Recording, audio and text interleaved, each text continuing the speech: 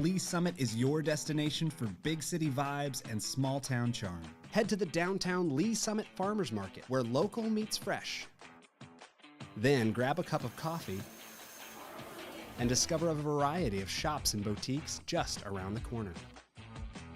Continue the fun in downtown Lee Summit at a retro arcade bar. Discover your new beer at one of our 6 locally owned breweries. Cool off with some handcrafted cocktails at happy hour. End the night with live music and good company.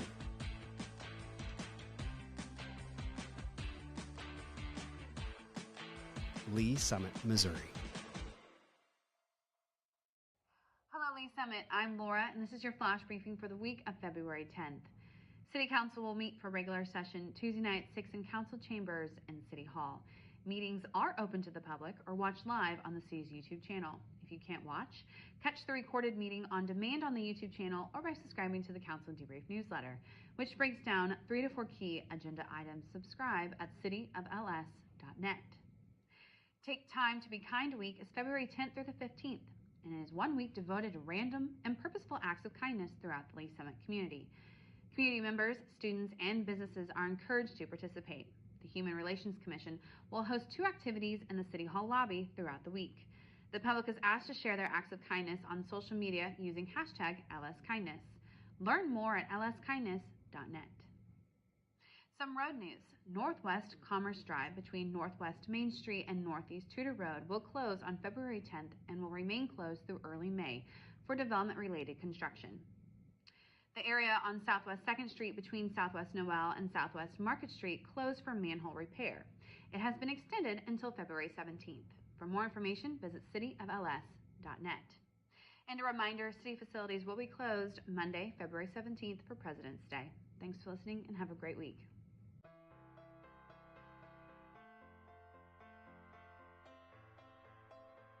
I'm Assistant Chief Jim Eden. And I'm Battalion Chief Ben Hicks. And today we're at Lee Summit Fire Station 3. Fire Station 3 was part of the 2016 no tax increase general obligation bond for public safety initiatives. The station was built and occupied in August of 2020. Unfortunately, due to the pandemic, we've not been able to give tours or have an actual ribbon cutting. So we want to invite you in today to give you the opportunity to see what goes on within a Lee Summit Fire Department station. Let's go take a tour. This is our admin side of the facility. We use this side mainly for offices. We have a lot of work during the day, whether it's training or doing reports or just generally taking care of the shift that we need to do. At this particular station, Station 3, we do have an assistant chief that works out of here. That person has their own office where they need to manage what's going on throughout the day with the shift and staffing, and as well as running calls out of here. The captain has their own office as well. What the captain does is at this specific station is in charge of both the fire truck that's here as well as the ambulance. And so with all those personnel responsibilities as well as running calls and reports, that's where they work out of. And generally for the rest of the crew, which is somewhere around 5 to 6 individuals, we have rooms to write reports, and we have additional training rooms and other rooms where people can work. Walking into our living area, I think it's important to recognize that we work 48-hour shifts. So in the evenings, after 5 o'clock, after work is done, we may have the opportunity to catch a game or something else as long as we're not running calls. And this gives us the opportunity to do that. When we go into our kitchen, I think this gives you a great reason to know why we go to the grocery store. When you see fire trucks at the grocery store, what we're doing. Also for 2 days working for 48 hours, we buy all our meals at the grocery store, and then we come in here and cook. Just like you guys do at home. So everybody has their own fridge on each shift as well as their own pantry, and then we cook those meals here. Going into the sleeping side of things, we've got a couple different things that are significant. We have our own laundry room, which again is important when we're here for 48 hours. The opportunity to wash and clean our clothes and bedding is very important for hygiene. And walking into where our beds are, we keep the kind of sleeping quarters over on one side of the building. It gives us both easy access out to where our fire apparatus are, as well as kind of keeping it a little bit quieter for those people that have been up all night running calls. We have 11 bedrooms here at this station, and the reason we built it with so many bedrooms is we want to give ourselves as a city the opportunity to expand. So if we need to put another apparatus here or numerous other people working at this station, that's already in place as far as infrastructure goes, and we don't need to go back and try to make it bigger or better, and that's really important for us, especially because the old station was so small. Back out on the apparatus floor, we have doors facilitated as many places as possible, so that way when we're sleeping at night and a call comes out, we can make our way out fairly quickly to get out onto the truck if we need to and run a call. On the other side of the station, we kind of have other stuff that we may want to keep separated if we want to. Physical fitness is very important to us as firefighters. So in order to better ourselves and make sure we're as healthy as we can to do this job, we have our own gym facility here that we kind of go throughout the day when we can and get an opportunity to come in and work out. Our goal when we run calls, when we get back to the station after calls, our goal is to get ready to go back as soon as we can to run another call. So we have the opportunity or capability here to fill up our air tanks. You see firefighters wear the big air tanks on their backs and they use those in a fire. We can come back and fill those up and make sure that we're ready to go again when we're wanting to go run another call. We have our own workshop here. We work on a lot of our tools and making sure that everything's clean and operational, and this gives us the capability to do that, again, to make sure that we have everything we need and we're as capable as we can be running calls throughout the city. Cancer prevention is very important in the fire service right now. Because of that, we have an extractor machine, and what this does is gives us the capability when we come back from a fire, we can put our bunker gear into this machine and get all that really nasty crud off of our gear. Again, kind of getting back to that cancer prevention mode, allowing us to be as clean as we possibly can for the next call. And finally is our bunker gear room. We each have our own individual locker. This gives us the opportunity to store our gear when we're not here working in between shifts, as well as keep a clean extra set on here in case we do run a fire and we need to clean our current gear. Typically, this is where your day starts off at the fire station. You come in and get your gear and put it on wherever you're working that day, and then you end the same way, bring your stuff back to your locker to go home after working. This is Med 3. This ambulance just currently moved into the station from Station 7.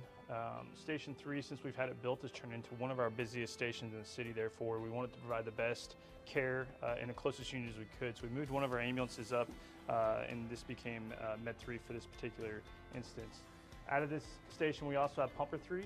And that's a fire apparatus that they utilize to run the calls on this west end of the city. The last vehicle that you see is the chief's vehicle. We have 2 shift chiefs on shift every day, and they split the city. And this chief running out of this station typically covers the west and south area of the city, while our chief of Station 2 covers kind of that northeast section of our city, and they divide it up evenly. Thank you for going on a tour with us today. If you have any other questions about the Lee Summit Fire Department, please go to our webpage at lsfire.net or follow us on Facebook at Lee Summit Fire Department. Thanks for joining us on the tour.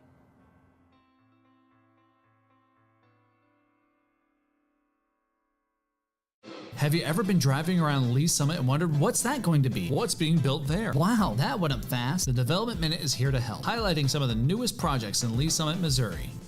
Popeye's Louisiana Kitchen is coming to the former Lion's Choice at Summit Orchards. The fast food chain known for its fried chicken and spicy chicken sandwiches is scheduled to open in early 2025. Local authentic Mexican restaurant El Toro Loco is coming to Summit Woods Crossing Shopping Center. The restaurant will occupy the former On the Border location and offer dishes like street tacos, enchiladas, and fajitas. El Toro Loco will be opening in early 2025. Pho Noodle Go had a soft opening where the former Pepper Jack's Grill was located in Summit Woods Crossing. The establishment is currently serving a selection of pho noodle soups, appetizers, and daily specials. Pho Noodle Go will fully open in 2025.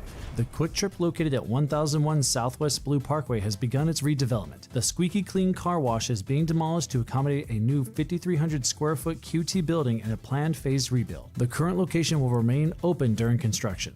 The new QT will open in 2025. Discovery Park, the 3.9 million square foot mixed-use project located off of Northwest Colburn Road and Northeast Douglas Street, is underway, and its first phase, The Village, is being graded. Town Place Suites Hotel by Marriott will be one of the first builds coming to the Village. The hotel will feature spacious rooms with amenities including full kitchens. That's it for the Development Minute. For more about upcoming projects, visit cityofls.net.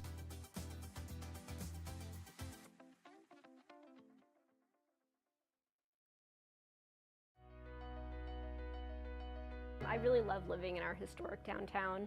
I walk my dog around. The shops take her for, they do pub cups at Poppy's, so you can get ice cream with a little dog biscuit in it, which is her favorite thing in the world. my neighbors, we have block parties together. I really like how welcoming and how vibrant it is. It's an amazing place to live. Lee's Summit's a really great community. I love living here, and I just wanted to try to find a way to give back, look out for my neighbors, for the community. I've always tried to be involved. Before serving on city council, I used to volunteer with AFS, which is an organization that hosts foreign exchange students. So my husband and I have hosted kids from around the world and then also volunteered with local families and schools. In my professional life, I'm a paralegal, and then in my personal life, I enjoy reading, sewing. I'm a quilter, so I just finished a log cabin quilt that I'm going to send to my aunt out in DC. I can't claim any of our council accomplishments for myself. This is always a team effort. But I am really excited about the farmers market and event space that we have coming in. It's still in the design phases, but I think it's going to be a really beautiful space, and it's going to really continue keeping our downtown thriving. It's been in progress for a long time, but I think that people are going to really love it when it's done. I think one of my top priorities is going to be attainable housing. That, for example, I've been trying to find a place for my mom in Lee Summit. And it's really challenging finding something that really works for a retiree who doesn't have a huge budget. Just trying to make it more attainable for people no matter where they're at in their lives to be a part of our community. Community is what we make it. Everybody should get involved in whatever way they can, whether that's just voting or whether it's joining a board or a commission or even running for office. What they say, the world is run by those who show up. So get involved however you can and make a difference in the community.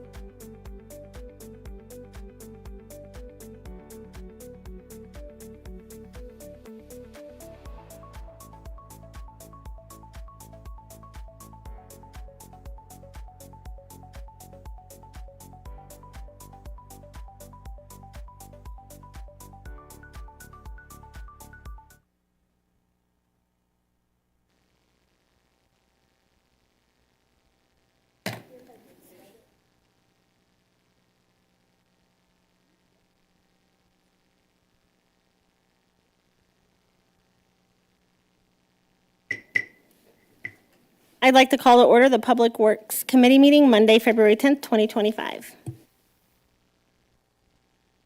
Roll call, please. Chair Pryor. Here. Councilmember Rader. Present. Councilmember Carlisle. Present. Can I get an approval of the agenda, please? Chair, I move to approve the agenda. Second.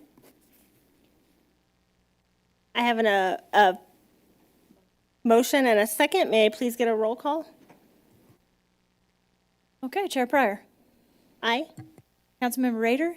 Aye. Councilmember Pryor. I'm sorry, Councilmember Carlisle. Aye. Do we have any public comments?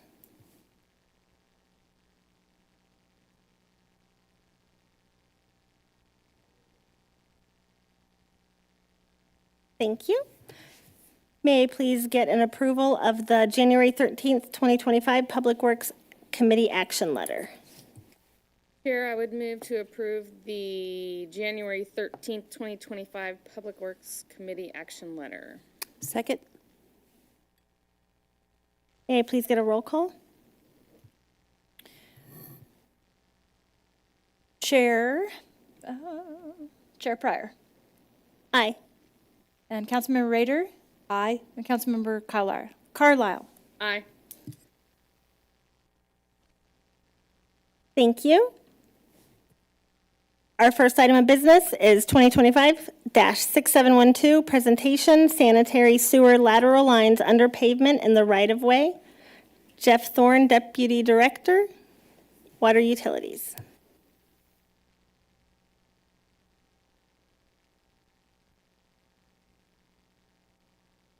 Good afternoon, Jeff Thorne, Deputy Director, Lee Summit Water Utilities. I bring before you a presentation to talk about a new policy that Water Utilities is putting forward. This is not a change to ordinances. It requires no vote of council or any of those kinds of things. It's just a policy change that we're making internally to our group.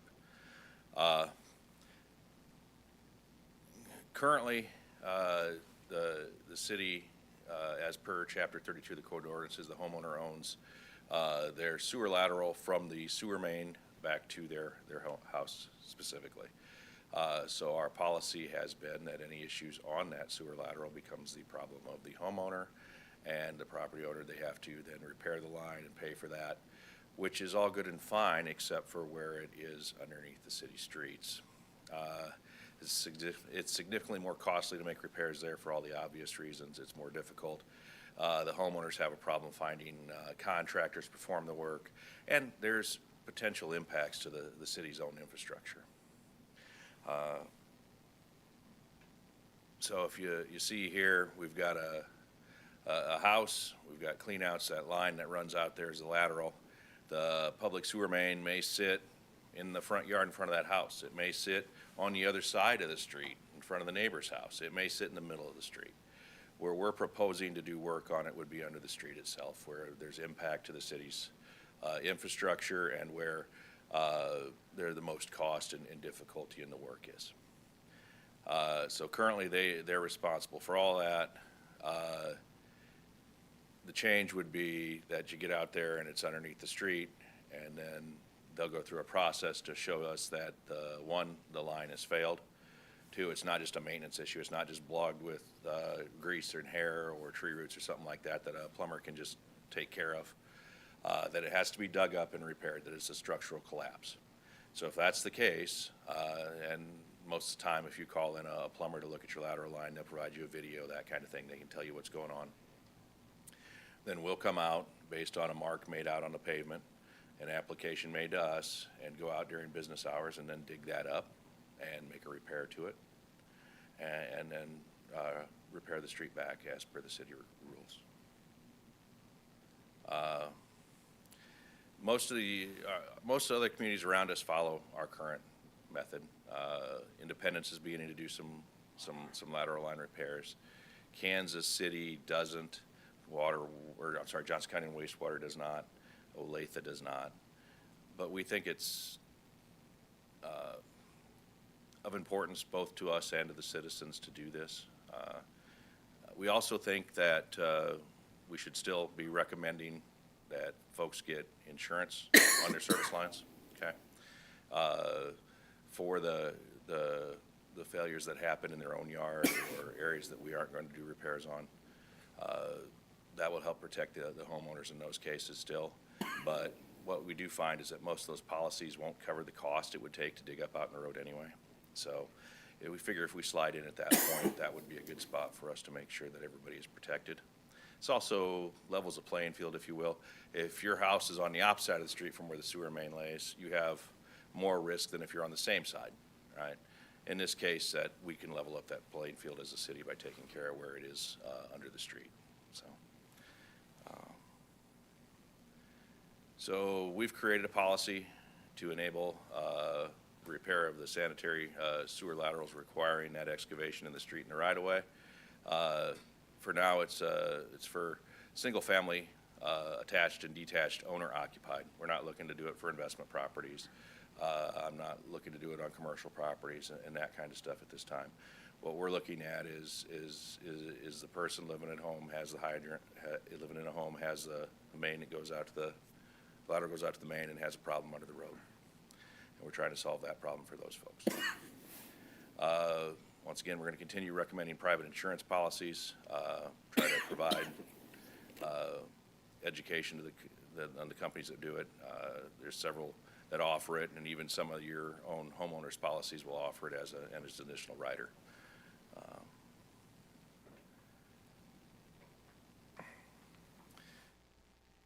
So ownership and maintenance of the lateral remains out of the resident. Repairs not requiring excavation of the under the pavement in the right-of-way are still the owner's responsibility. We'll repair any structural failures requiring excavation through the pavement in the right-of-way. Homeowners will apply and shall provide information such as a video showing the defect, proof that it requires excavation and it is in the right-of-way, so a measurement of sorts so that we know where it's at. We'll make an approval on that and then go out, excavate, repair, and restore the pavement in the right-of-way. It'd be paid by the department. And then we're not going to be doing this on an after-hours basis. We're going to do this during our normal hours. We don't want to add to our already large amount of call-outs we get, but it is something that can be done in that fashion. It's not for general maintenance, root intrusions, grease, flushable wipes, that kind of stuff that can be solved without excavation, whether the line is just rotor-rooted out or jetted out or somehow otherwise cleaned, is not going to be the responsible of this program.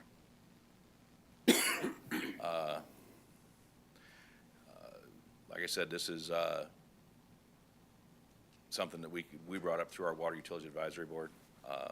So we've put together the policy, so we're rolling that out.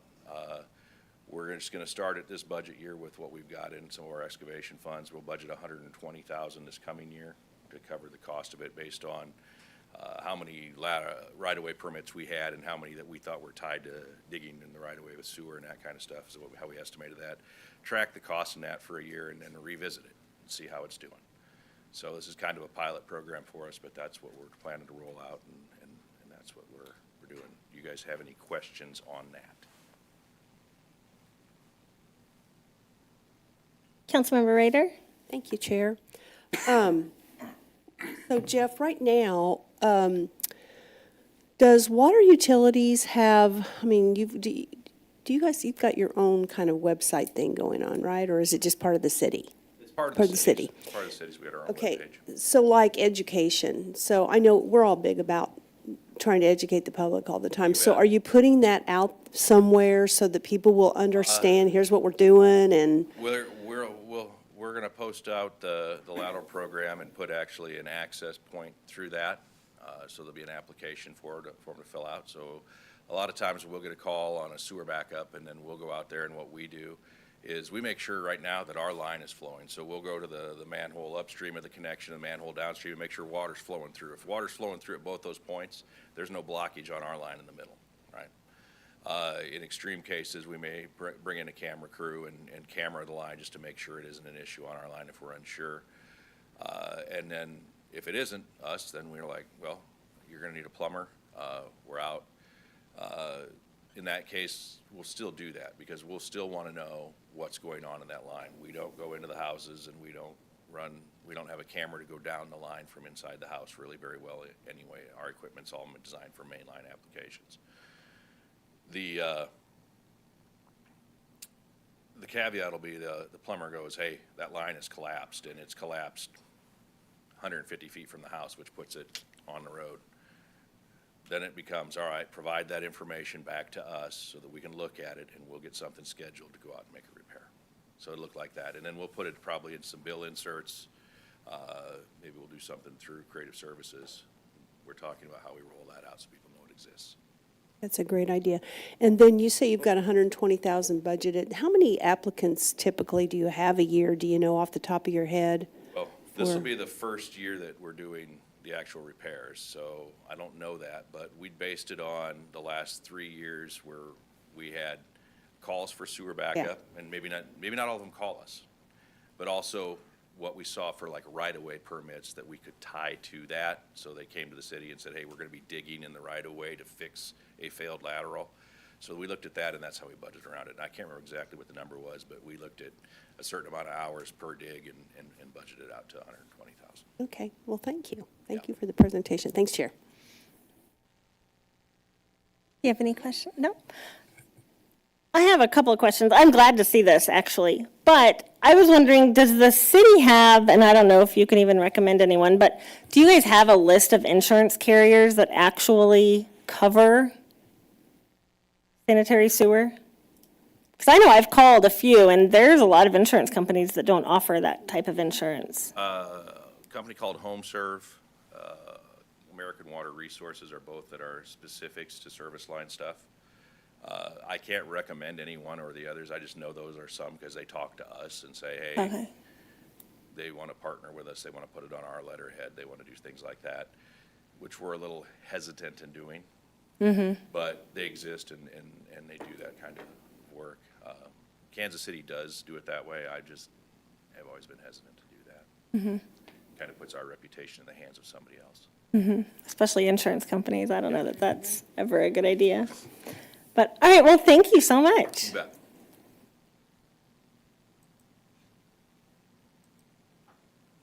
Next item on the agenda, 2025-6751, presentation Sidewalk Gap Program Update. Aaron Rolovo, Senior Staff Engineer.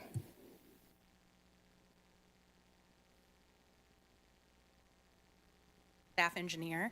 I'm going to talk to you about the Sidewalk Gap Program, give you an update last year versus this year, things of that nature. So we'll do a review of the Sidewalk Gap Program last year and a preview of the Sidewalk Gap this year. The CIP included $500,000 per year for 5 years. $2.5 million was in the 2017 CIP sales tax renewal for the Sidewalk Gap Program. $5 million in 2023 was a no tax increase bond issue, and there are over $100 million in sidewalk gaps existing in the city. So to kind of define a gap, we have what I consider a gap, which is where you have existing sidewalk on either side and a gap in between. That would be a true gap. There are neighborhoods that have no sidewalk, and I consider those, I've been calling those missing links. Streets that in a neighborhood that maybe don't have sidewalk on either side, or just even a whole neighborhood that may or may not have sidewalk. It is currently required in our standards that sidewalk be installed, but through the years it's been missed. Either the builders of the individual houses didn't build them, or they didn't get on the plat, or any number of things that could have happened. So those are inventoried in our gap inventory. Things that we don't consider a gap is an actively developing residential lot. Sidewalks are typically the last thing that goes in because they don't want to drive their equipment over the top of them and destroy the sidewalk after it's already been put in. Funded projects with the capital improvement plan. So we do have some projects on schedule that will install those sidewalks or update the sidewalks. So those are not considered in the sidewalk gap. Unimproved and interim standard arterial roads, corridors requiring reconstruction or storm sewer installation. So any roads that have ditch lines and things of that nature, we typically don't see sidewalks on. As those get developed, sometimes we'll require a developer to bring those roads up to interim standards, and at that point, the sidewalks will be built by those folks. And if it's apparent that this is larger than the scope of this project, then it would be scheduled to have its own project as part of the CIP. So this is our current map of areas lacking sidewalks. There were 247 miles of gap in the original study done in 2016. So 2014 timeframe. Last year we addressed 3 miles of those gaps with phase 1. So I think there's probably actually more than 244 miles, because I know that I've had people call in to tell me, well, we don't have sidewalks in our neighborhoods. Why is that? And so, you know, based on the original study, there's 244 miles of gaps still existing. There could be more based on what people have been calling in. The previous inventory was updated in 2021. Gaps exist based on standard locations required in the UDO.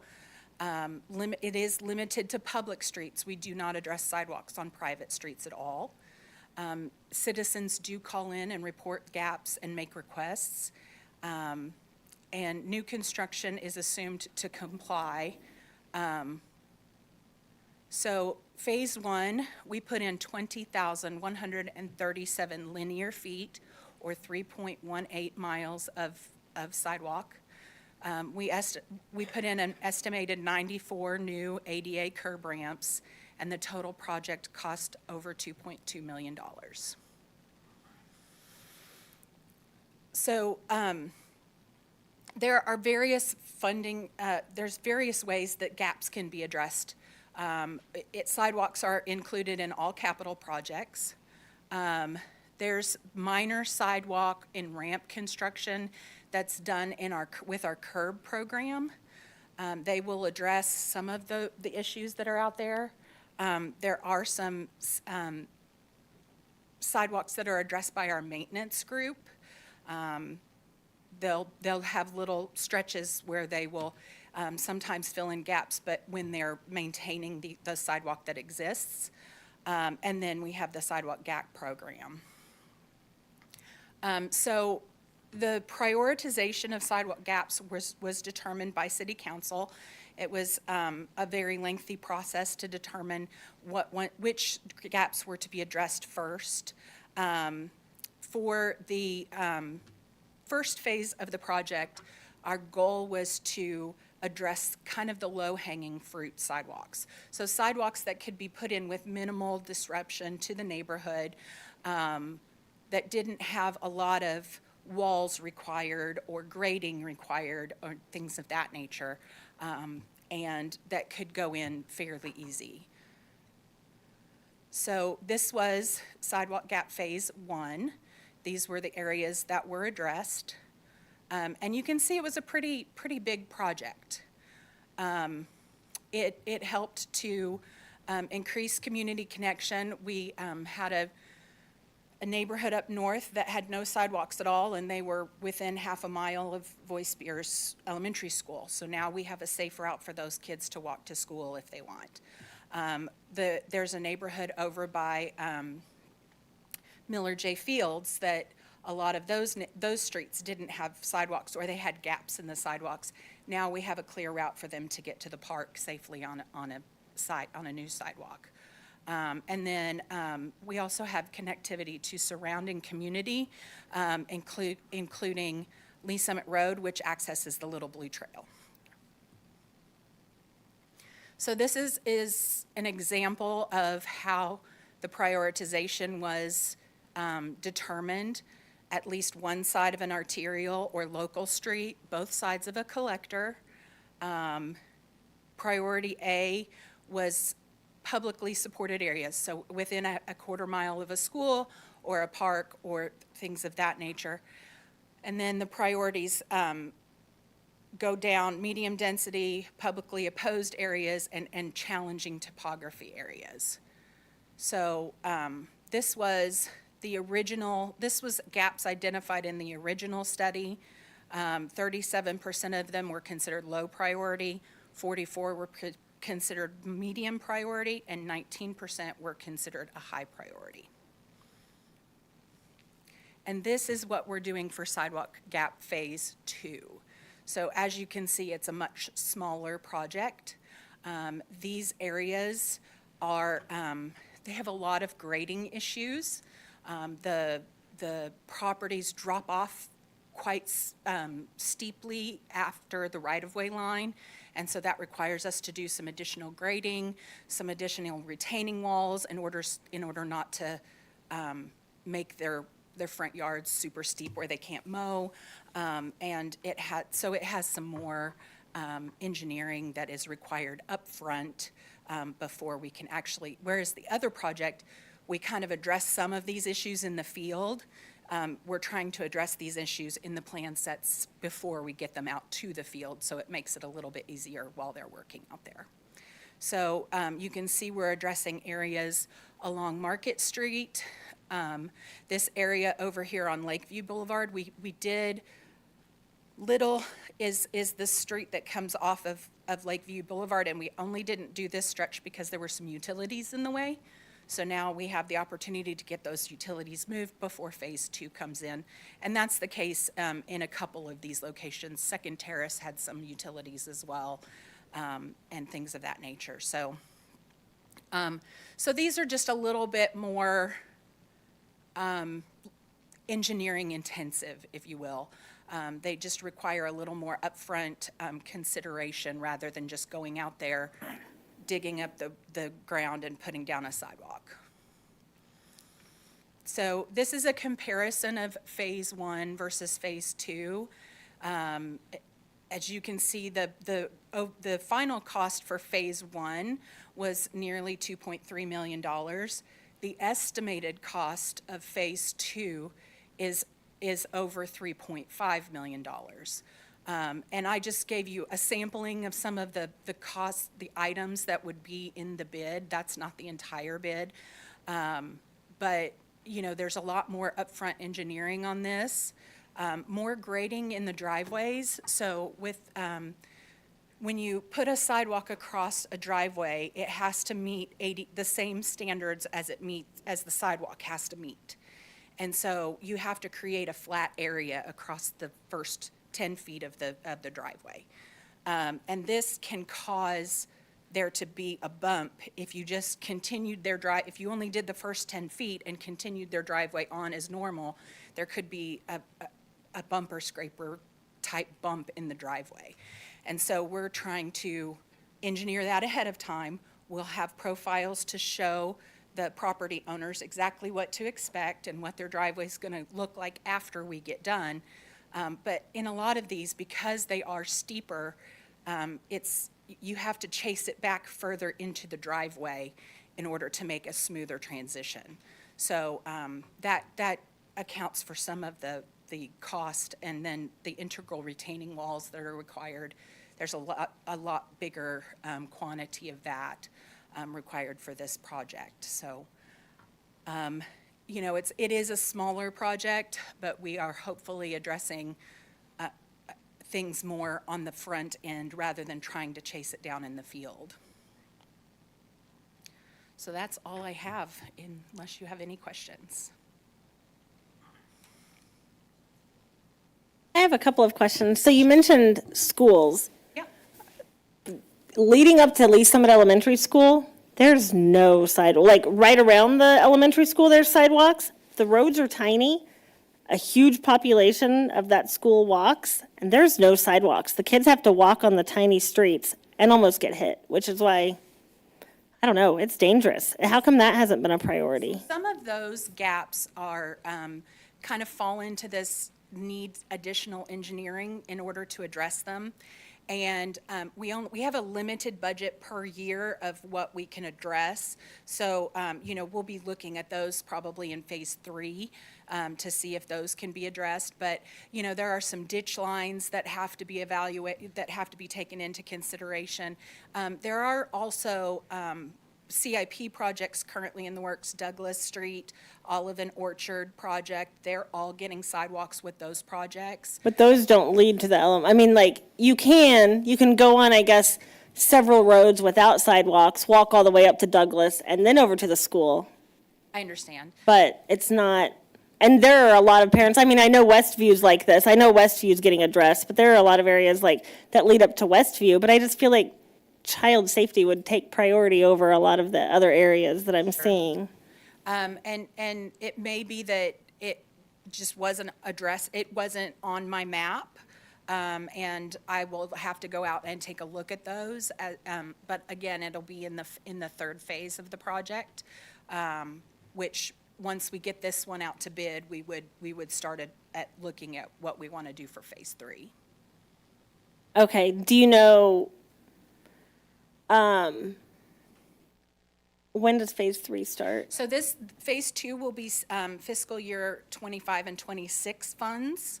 And then, so phase 3 would be fiscal year 27 or 28, depending Okay. on how much front-end engineering it takes. So something like that with the walk zone being a half a mile from the school and Lee Summit Elementary having a large population within the walk zone, can the school district, to prioritize safety, do they ever partner with the city on something like that? No. Not that I'm aware of, no. No, they don't. I think the greater challenge in this area is looking at where there are gaps in sidewalk, because I'm looking at the map and all around Lee Summit Elementary. I mean, there's sidewalks on Forest and Green and a lot of these, but they're gapping. But there's gaps in those, and some of those are challenged because there are no storm sewers. You got houses and driveways that are built up. And that could be where some of them are, or where there's just sidewalk on one side of the road. The standard doesn't require sidewalk on both sides of the road. Well, I live there, there's not any sidewalks. So there's none going down Forest. And then Green Street has sidewalks, but with massive gaps. So I just know that it's an issue. In Eastridge, it doesn't have any sidewalks. I just know it's an issue for a lot of children that try to walk to school. So I don't know why that hasn't been a priority when so many other areas that are a priority that don't involve kids having to walk on the street. Yeah, and I think some of that is how far can we take that investment? So we could spend, as you're saying, Ms. Rolovo proposed, you had $2.3 million for phase 1, and we had much larger scope of sidewalk we could put in, and now you're at 3.5, and it's a smaller scope. We could spend the entire remainder of this budget on what may amount to less than 1,000 feet of sidewalk. So it's how far do we want that to go and where it needs to be impacted throughout the entire community based on those priorities. There's just so much work within the priority that we're being more selective of the high priority locations. Then downtown will just keep getting pushed off because it's not a priority?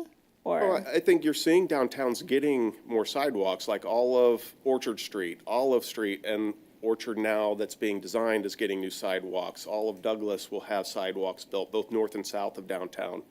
3rd Street to the west of downtown, 3rd Street to the east of downtown will have continuous sidewalks built. So it's just focusing on the higher volume corridors first, and then we'll start to lead into, as funds allow, all the other streets.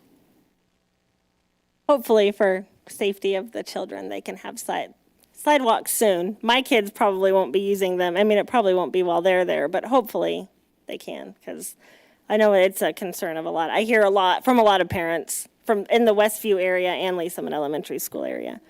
Okay, and then my other question is, so you said that sometimes builders don't put in the sidewalks that they're supposed to? That issue is lessened in quite substantially in recent years. Mm-hmm. But yes, in the past, we have had a problem with they just get missed for some reason when the house goes in. The developer who put in the streets they don't like to put in the sidewalks at the same time as the streets because they're afraid that the contractors who are then coming to build the house will just drive over them and break them up, and they'll be held responsible for repairing those. So they would go in with the individual builders for the house, and sometimes they would get missed, although that is happening significantly less now. So what about the houses, and I've wondered this for a while, the houses that like come into downtown that tear down the older houses and they build brand new houses? Do they not, is there, like for those new builders, they're not putting in sidewalks, but where does that? Sometimes we don't require the sidewalk simply because there's nothing for it to connect to, and it doesn't really make sense to just have a random 80 to 100-foot section of sidewalk that doesn't go anywhere. So sometimes we will allow that to be left off for that reason. So the Unified Development Ordinance is what dictates what staff can require and what they can't require. So on a new plat, that's where the sidewalks are all required. Unfortunately, we're still caught in some older areas of town where they've been previously platted, and you get a home builder that comes in and either finishes a lot or they tear down a house and put in a new lot.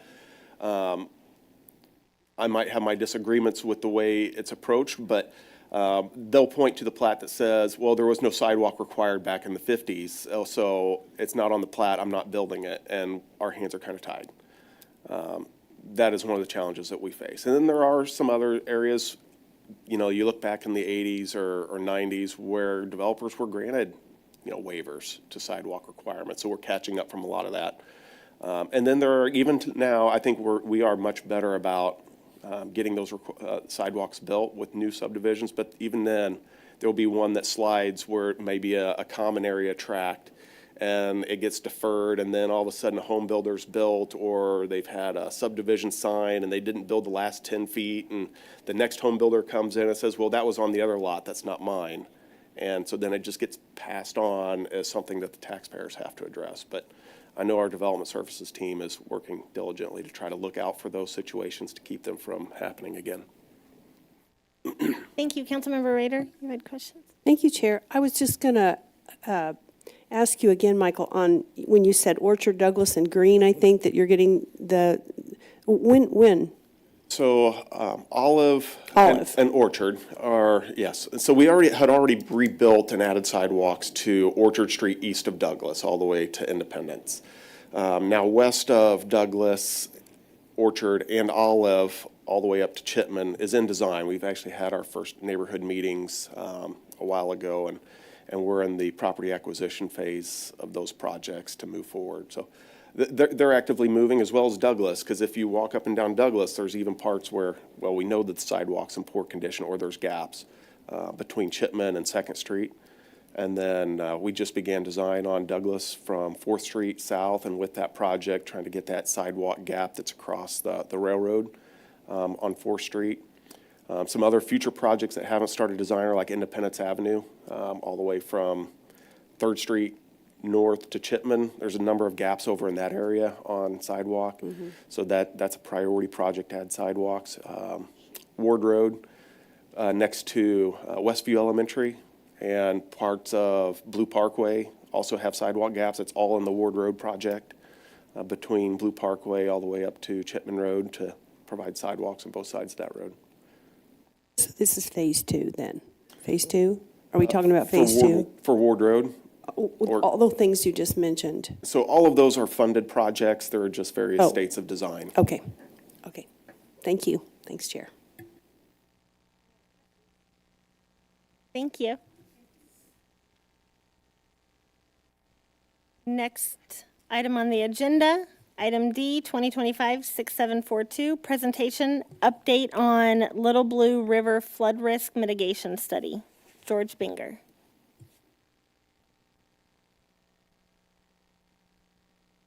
Okay, good evening, George Binger, city engineer.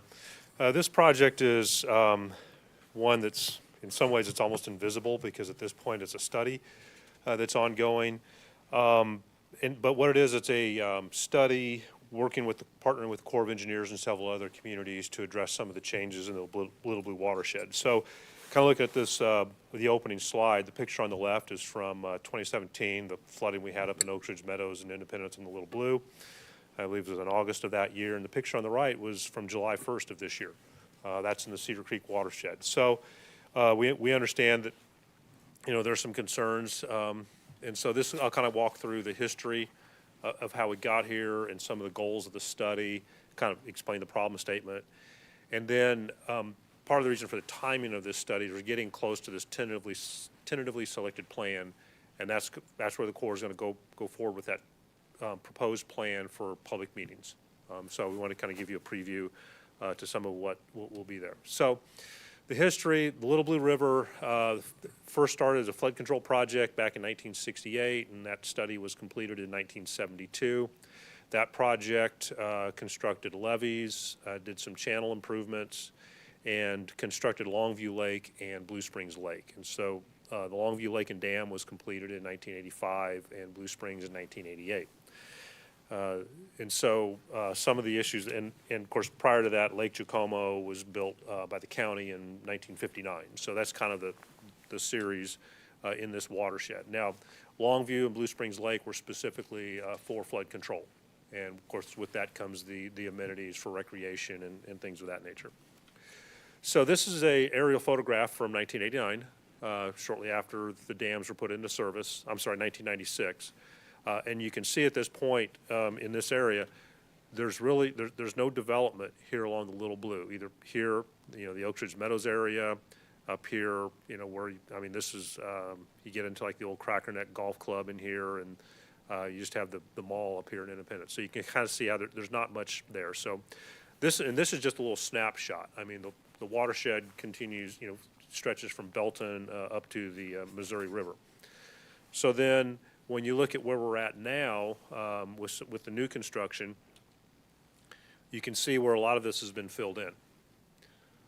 So that's one of the challenges, a significant change in the watershed. You add more development, you increase the runoff, but then over time, the channel, what we're finding is, the channel is silting in, it's channel changing. Longview Lake is considering, some siltation. So when that initial study was done, so if you look back at this picture, you'll see that these water surface, the contours here along the Little Blue River are about 774 feet. Well, that's the water level that they had estimated back in 1972. So that water surface was set at that level. That established a lot of the mapping for the floodplain mapping for development after this. And that showed the water volume, was the 7,500 cubic feet per second. So as part of this study, when they updated it, they basically found that the channel has lost about a third of the capacity over time. And again, that's just the degradation of the channel, whether it be, invasive vegetation, siltation, just the course of nature over time. So now that water surface has gone from 774 to 76.5. Now, okay, 2 feet.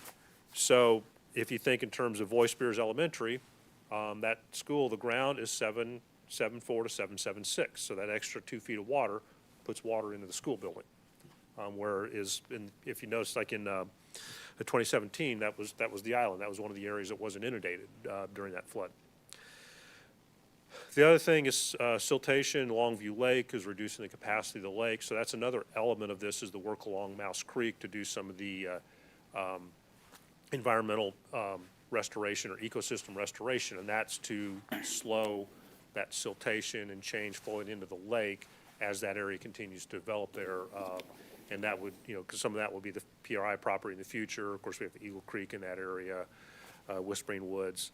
So those are some of the changes, some of the concerns now. So if you look at what this means, when you look at the core model, this is the 1% or 100-year flood event modeled in this study.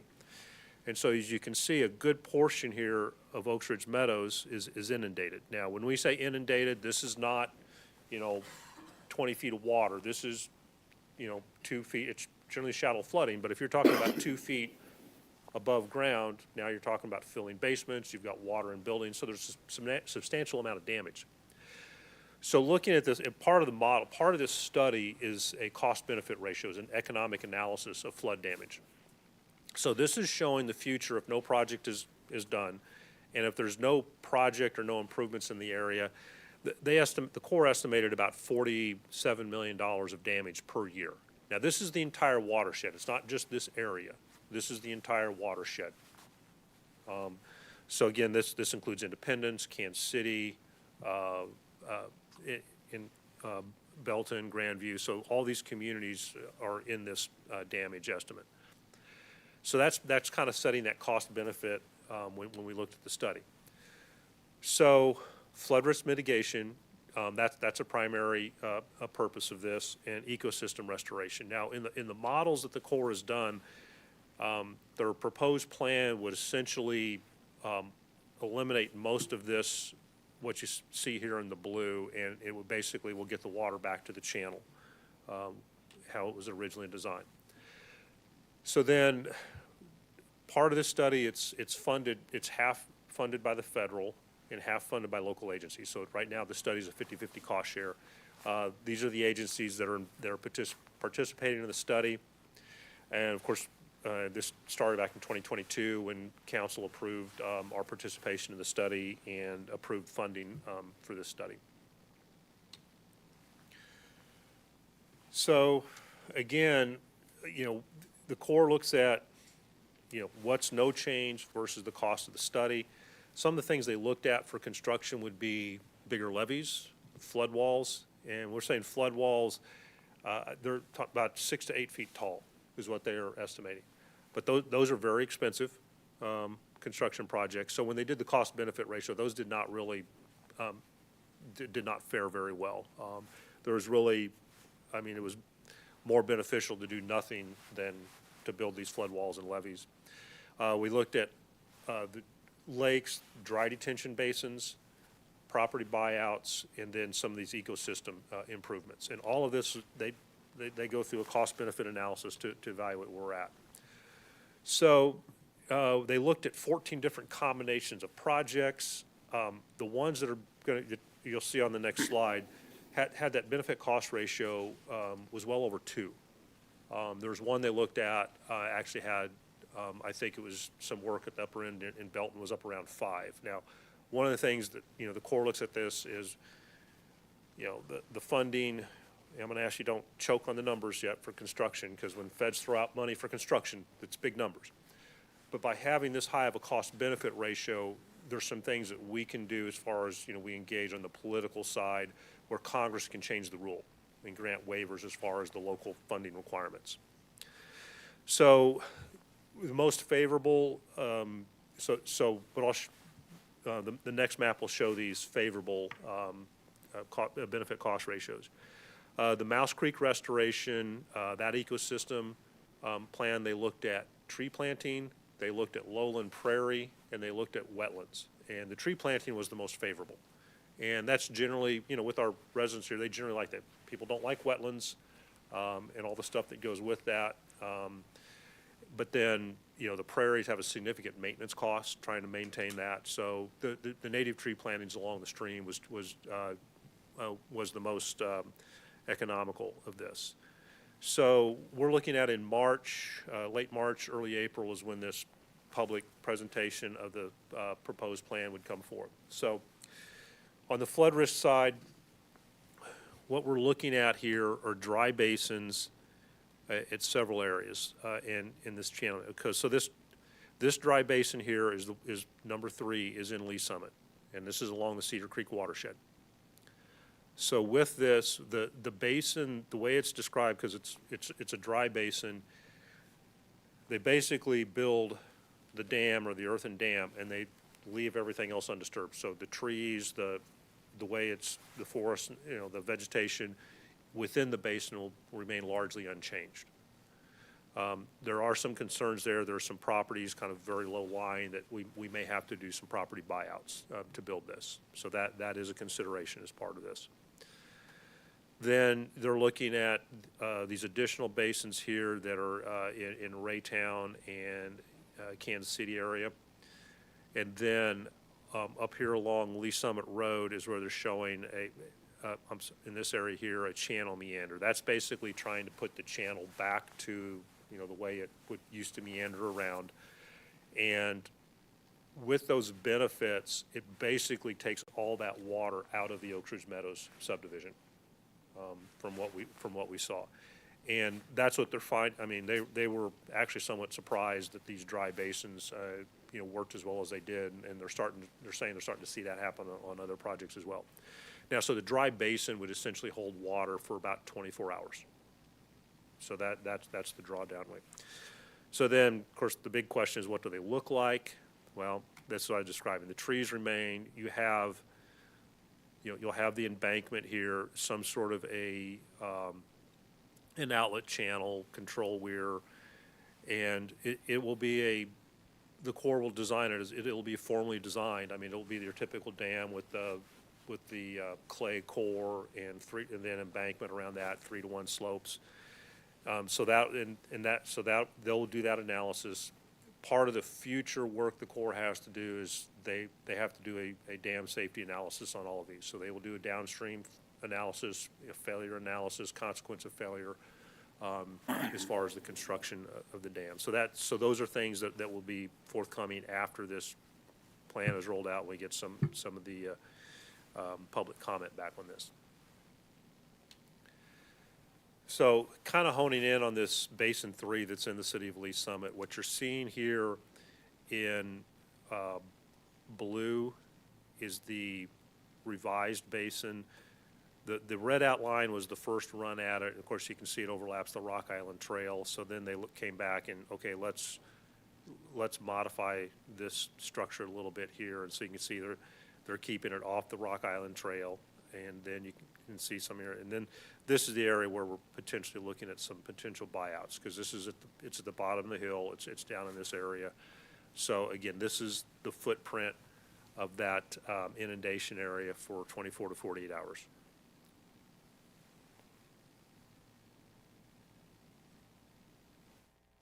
Now, within this construction includes, I know we have, significant sewer main in this area. So if there's any impacts on the utilities, that is included in the cost of construction.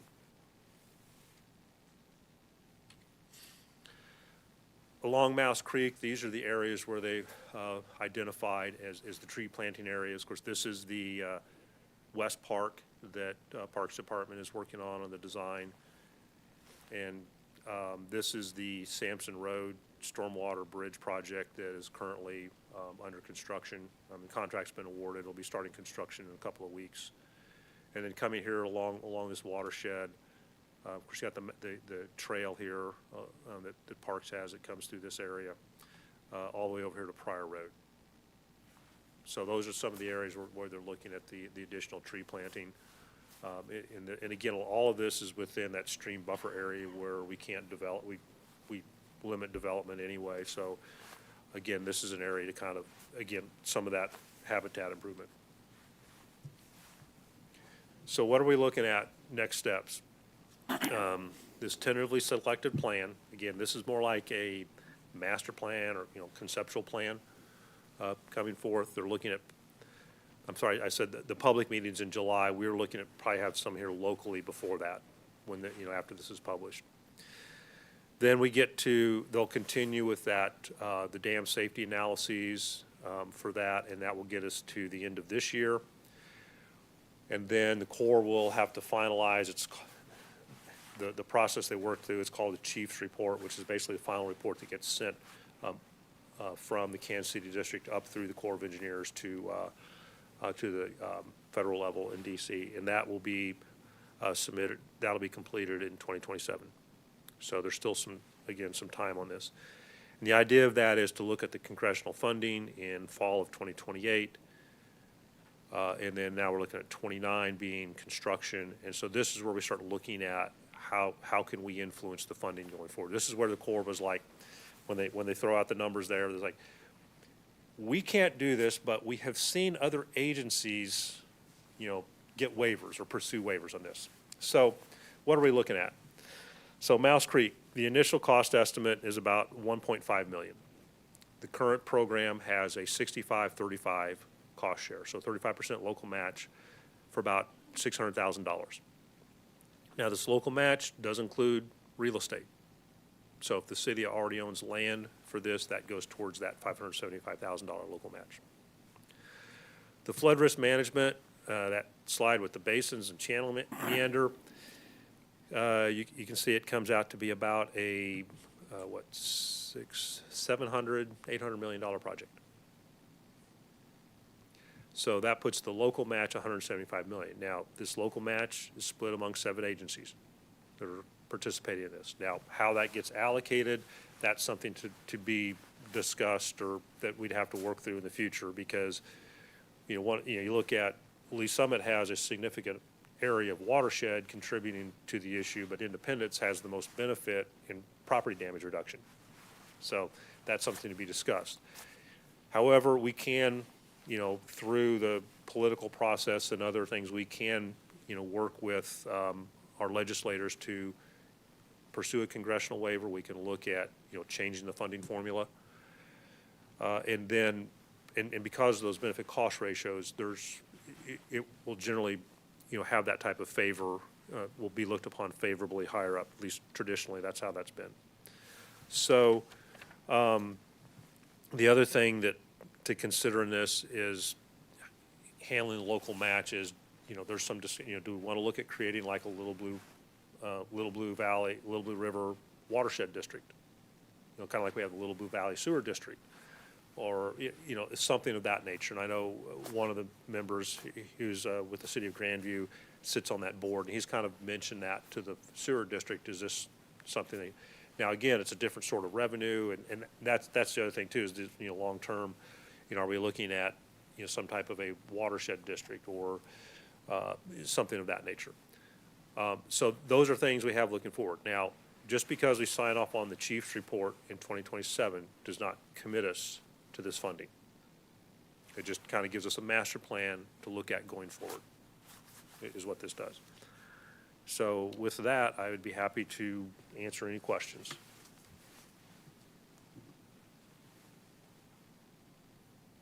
Councilmember Rader, do you have any Thank you, questions? Chair. So do we think our biggest hurdle is going to get the other municipalities to join in with us? Because it sounds like we all have to work together on this in order to get it accomplished. That is a hurdle. Thus far, everyone's been very supportive and very cooperative of the agencies. It's just but then when we circle back around to talk about money, everybody gets quiet. Because just like what's going on with Lee Summit Road, it's... I mean, again, $175 million local match is a big number. And that's kind of hard, and then the annual maintenance cost that comes along with that going forward. And I think the annual maintenance cost was around the $150,000 to $200,000 per year.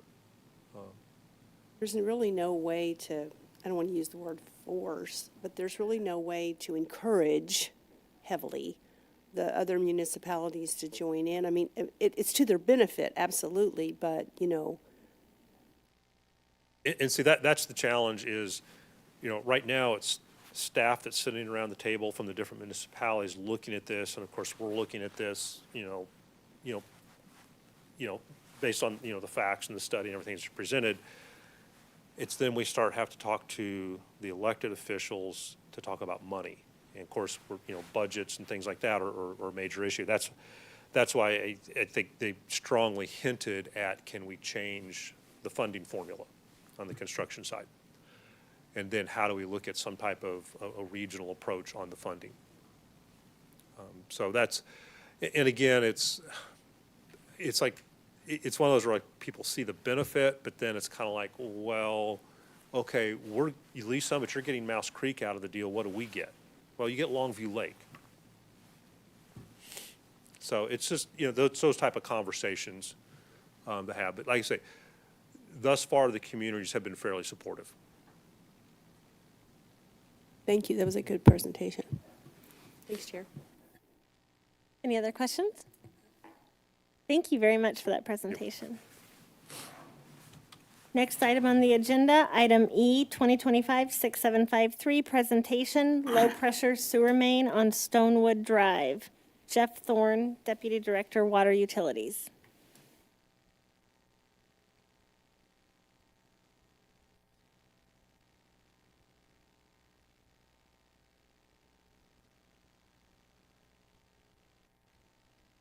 Good evening, Jeff Thorne, Deputy Director, Lee Summit Water Utilities. For a number of years now, going back prior to my arrival 12 years ago at the city, and then shortly thereafter, after my arrival at the city of Lee Summit, discussions had been ongoing with the residents along Stonewood Drive on the condition and ownership of the low-pressure sewer main, which is there. There are 23 houses which are connected to a low-pressure sewer system on Stonewood Drive, south of Colburn Road, just west of Todd George, and north of Mulberry. In the past, I worked with Mr. Wayne Carter on trying to take ownership of this line to the city, and we just couldn't quite get there, though. Wayne is a gem of a human being. We have a policy on taking low-pressure sewer systems. Here's a project location. Once again, it's just west of Todd George, just south of Colburn, and then north of Mulberry.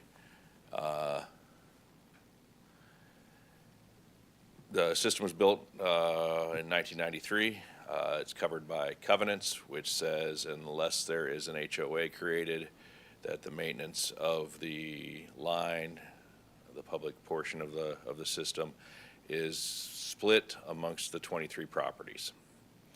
The main has had a series of breaks over the years, and we've had issues getting it repaired, and the people that have moved in and out of the neighborhood didn't realize they had ownership of this thing, and it's been a whole thing. Once again, we do have a policy for the adoption of low-pressure sewer mains. We wrote that back when we took on the system at Timber Hills some years ago. For that to happen, we need to have a system that is intact. The city doesn't take on broken systems. They have to be repaired and functioning. The systems have to be donated to the city. We're not paying for them. It's not something that we desire that much. Easements for the access and maintenance of the lines have to be donated to the city. We aren't, once again, paying to have the pleasure of working on these systems. And so if we can meet all of those requirements, then we will take over these systems. In today's world, a system like this would not be built the way it is, okay? Most recently, Woodland Oaks over at Blackwell and Colburn was put in. It's got low-pressure systems in it. The common mains, the mains that serve more than one house in that system, the low-pressure sewer mains, are the property and ownership and maintenance of the city. They were from the beginning. They always will be. We're not taking on the pumping systems. We're not taking on the service lines to the main, that kind of stuff. That's just like the rest of the equipment in your house, your furnace, your water heater, that kind of thing. That's the homeowners to deal with. But we are taking on the sewer mains themselves because they serve more than one customer, and they generally reside along the public right-of-way.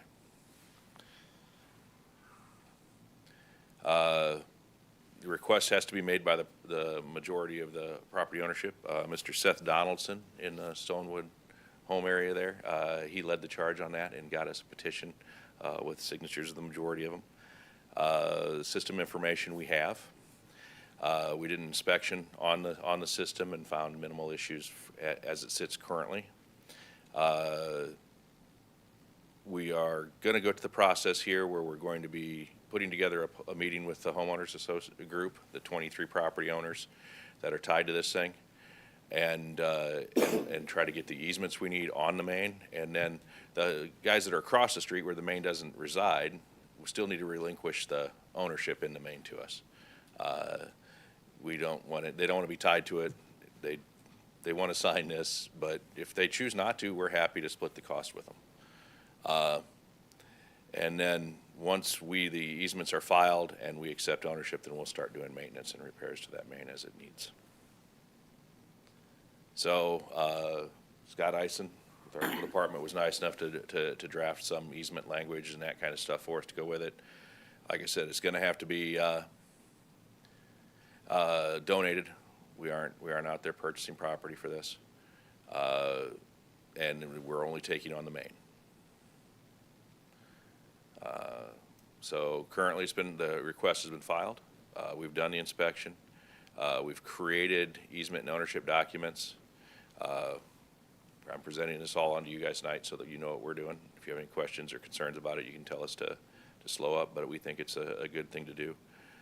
We're going to put together probably an evening meeting to try to get as many people in the room as we can to get things signed and notarized and that kind of thing. And then, assuming we can get it all done, file the documentation and assume main ownership. Any questions? Any questions?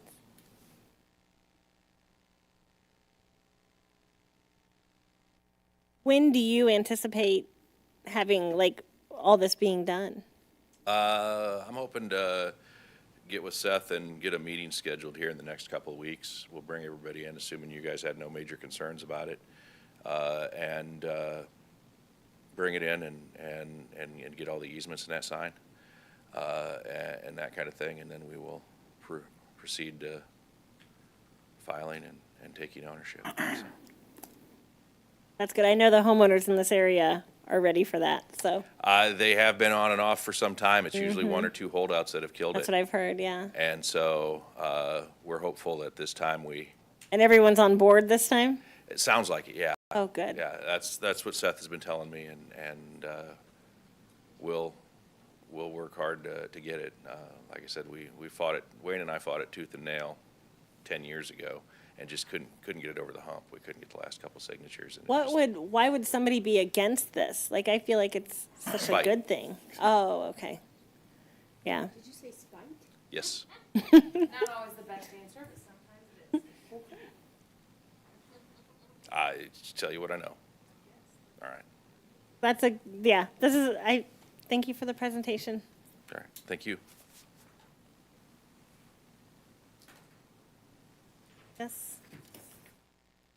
Guess that's all. We just had presentations tonight. Yep, yeah, well, yeah, roundtable. Anything from you guys? Just mention that, we have snow in the forecast this week. Yeah, tonight, though, our forecast is really at most a dusting, so our plan is to continue to treat all the streets in Lee Summit before we actually get to the more larger forecasted snowstorm, which is 4 to 8 inches right now is what we're hearing. So anyways, our that is supposedly to hit late Tuesday, like overnight into Wednesday, and then basically snow all day Wednesday and be done by Wednesday night. And so we are preparing all the streets for that larger snow event. Though just kind of caution, there might be some slick spots in the morning if there is a little bit of a dusting.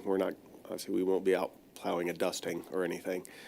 So with that also, I'm sure you will get calls regardless of how many inches or how few inches of snow we actually end up getting. Continue to encourage those individuals to use LS Connect as an app to submit their service requests. It's much easier for us to file that or to follow that trail of documentation. The more information that citizens could submit with their LS Connect requests, like take pictures, it really does help us a lot. I mean, when we get 100 requests that are, you missed this, we can't go out and investigate all those. But if we have more information with their service requests that says, you missed this and here's a picture, well, obviously we can diagnose that a lot quicker, send out crews to address it in a more timely fashion. So the more they can help us, the more we can help them. That's right. So it's a really easy app to download from, the Apple Store or through your Android application. I've actually gotten quite a few compliments today saying that they have seen the trucks out treating the roads or pre-treating the roads, and yeah, a lot of people have reached out. do you know, what's the plan for downtown for snow this time around? We have been more actively engaged with the downtown contractor, set up, ready to go, and also they have been providing a quote so that maybe if we Different need to, contractor? we can haul snow out of downtown this time. Okay.